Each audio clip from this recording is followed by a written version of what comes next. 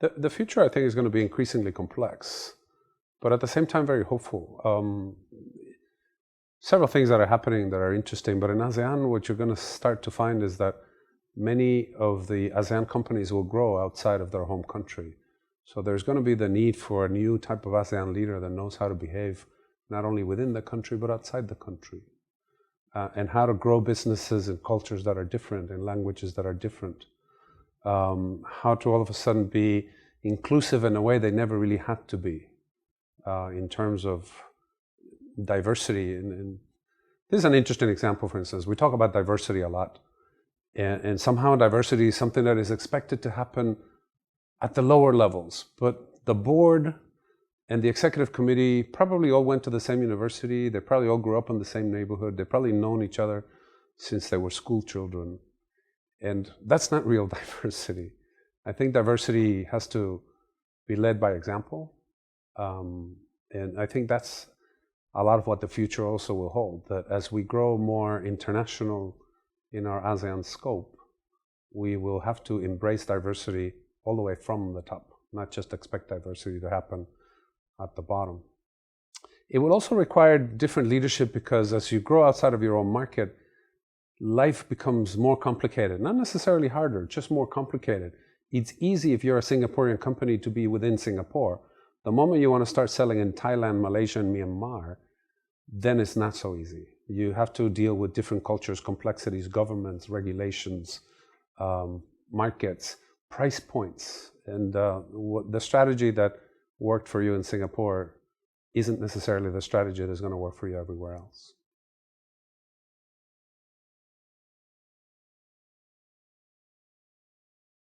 The ones that they're going to need are the ones that they probably don't know about yet. Give you an idea. Our Asian leaders tend to be paternalistic. It's part of the culture. Being warm, being accessible, being almost a father figure. Our future leaders have to be, yes, probably keep some of that because that probably is the culture of the company, but at the same time, this whole issue about being a bit more international, a bit more global, a bit more different, a bit more in tune with the times, faster, more aggressive when it comes to dealing with other markets. So our leaders have to sort of start towing the balance between keeping their Asianness with an E, and at the same time being international when they try to do business outside of ASEAN. It's going to be a complicated balance. Now, we have the advantage of many of our leaders and perhaps future leaders being not only educated in the West, but also having been exposed to other types of cultures and other types of thinking. But at the same time, it's going to be a delicate balance. So it's going to be interesting to see that what has made leaders successful up until now in this part of the world isn't necessarily going to be the same recipe for the future. I think the other thing that's going to make leaders different is this new generation of people who are going to be led is completely different than the generation before.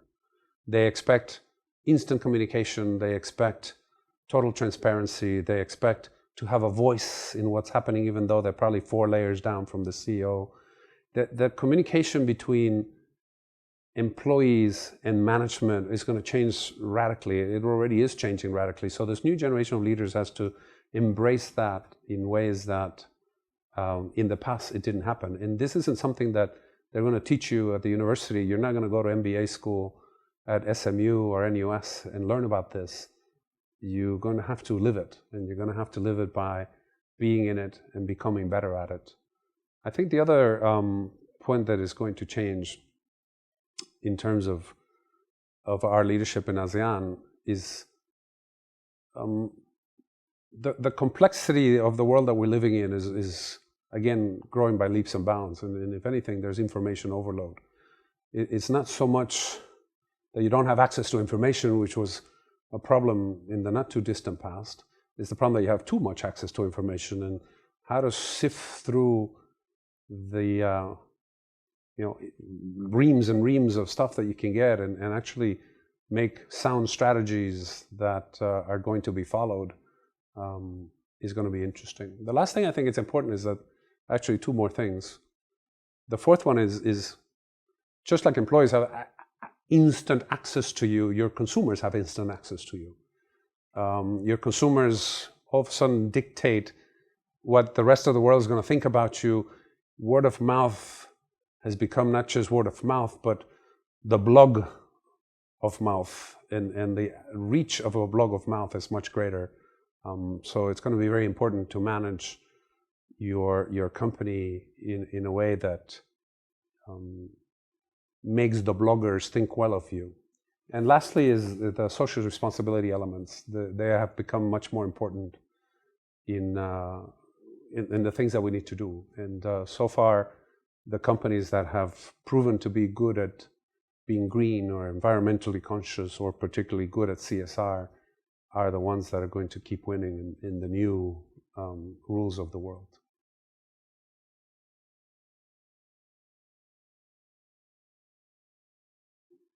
Hopefully some good ones. Leadership can be taught to some degree. So hopefully there's a good business model or good leadership model that is really measured on results of the business and not just content or elegance of the model. So that's what I'm very keen on, that any leadership model that any company uses is actually measured against business results. But beyond that, it will have to do with the experiences that we provide those future leaders.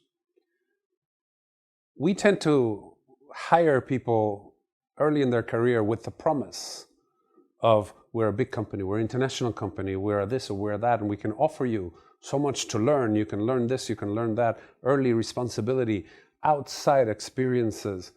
And once we get them into the company, we put them in a silo. And the employee then kind of looks up and says, well, the promise that you made to me, you're not delivering on. So if that's the case, I'm not learning much.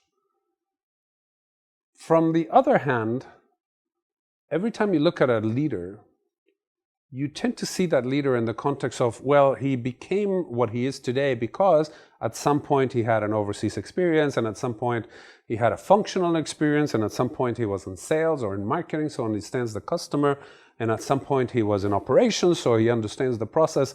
So because he had these different experiences, he is now able to become the leader that he is. So if we already know that the path to leadership is varied and zigzaggy, and we already know that that's what the employees expect when they come into your company, we must plan leadership experiences well. So the companies I think that are going to do it right are the ones that can pick early, and as early as maybe 6 months into the company, if not by the time they're recruited, who is going to go into what kind of experiences, and to make sure that those experiences are varied, that they provide rich environment, and that rich environment can produce as many leaders as possible. We can teach people as much as we want on leadership models. If we don't provide them with the experiences, we are not doing our job. That is what's going to make better companies. Here in ASEAN, it will be the companies that will be able to take the Singaporean and make sure he understands how it's like to work in a truly emerging market like, take Myanmar, Vietnam, Philippines, and vice versa. Can you take somebody from one of the emerging markets, say Indonesia, and put him in another type of environment, say Thailand? Can they thrive? Because only in as much as they can do that, and in as much as they can learn the different parts of the business, will they truly become leaders.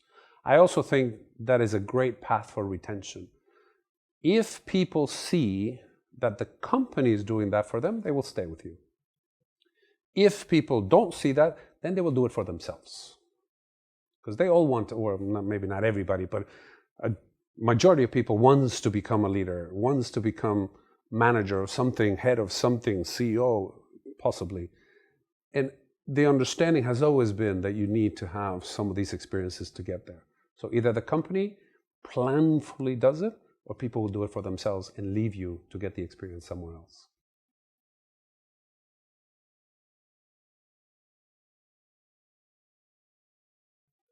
Some companies will have a good leadership model that is based on sound business. I'm fond of an example, unfortunately it's outside of ASEAN, is in Japan, but it's an example that of a company in Japan where they put the entire top management team, all 44 executives, through a new high potential or high performance leadership model, 1 week's worth of leadership training. The entire management team did it during the course of a year. And of course, the question is, after they've done all of this, did business results improve? And they couldn't answer that question. They could only answer the question that said, well, now they all talk the same language. Okay, well, that's great. But that isn't what the tool is supposed to do. The tool is supposed to be there to help you improve business results. So one of the tools that I think is sorely needed is a more direct and robust measurement of leadership models against business results. Other tools that I see becoming more common around the region are mobility, how to move people around in ways that are cost effective, but at the same time that allows for a lot of movement. Give you again examples. If you are, say, in a consumer goods company that is based out of, take your pick, let's just say Indonesia, it may be that your Philippines business is not that big. However, there may be a superb guy that you have there in the Philippines that could be bigger in your company. If you just keep him there in the Philippines and you don't find ways to move him around, he'll eventually find a bigger company in the Philippines to move to. So mobility of people, because the different businesses around the region are in different stages of growth, is quite important, because you could find superb talent in places where your business is not that big. You need to be able to move that talent around. The best companies I've seen do that in IT and consumer goods and others have always been very willing to move people around. Too many times, however, they get stuck with the idea that they have to move people from low-cost countries to high-cost countries, and it becomes hard to move people from high-cost countries to low-cost countries. That barrier has to break. A tool that needs to be in place is that mobility needs to be in all directions in order to be effective. So beyond the leadership model, beyond offering the right opportunities so that people can have varied experiences in their careers, the right mobility policy is crucial. What else is necessary? Recruiting. Recruiting is going to be a source of strategic advantage for the companies that can do this right. It isn't true that all the people you recruit are generically the same, and therefore it's random and a gamble. If you can figure this out properly, some of the companies that are doing this well have done very interesting approaches to saying what kind of profile, with what kind of personal characteristics, even personality traits, are the ones that are going to stay with me longer. And they put in tools in place that are measuring the quality of recruits by saying how long do they stay with me and what are their performance appraisals for the first 3 years that they're with me. That's an interesting approach that I think has a lot of legs here in the region. What else I think is going to be important? How do we do performance management? Because we keep talking about results orientation as being the key to differentiate good from bad employees and good from bad leaders. But we typically don't have a good way to say what's good, what's bad. So good performance evaluation, the companies that are doing this right, is very important. Why in ASEAN more important than other places? Because of our team approach, because of our collectivism, because it's very difficult to go to, say, Thailand and try to highlight who is the star because the team is the star. So we have to get into the complexity of the country culture as well as the company culture to get this right in our part of the world. And one more thing I think is going to be very important in how we do things is the kind of training that's provided. In the main, our employees, yes, they do value cash. Cash is king, so pay is always going to be important. But the next thing they probably value is how fast they can grow.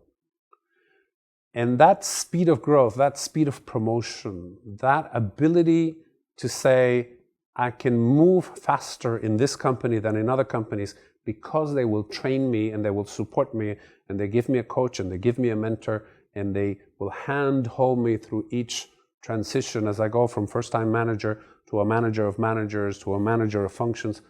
They will handhold me through, this is a company I can trust.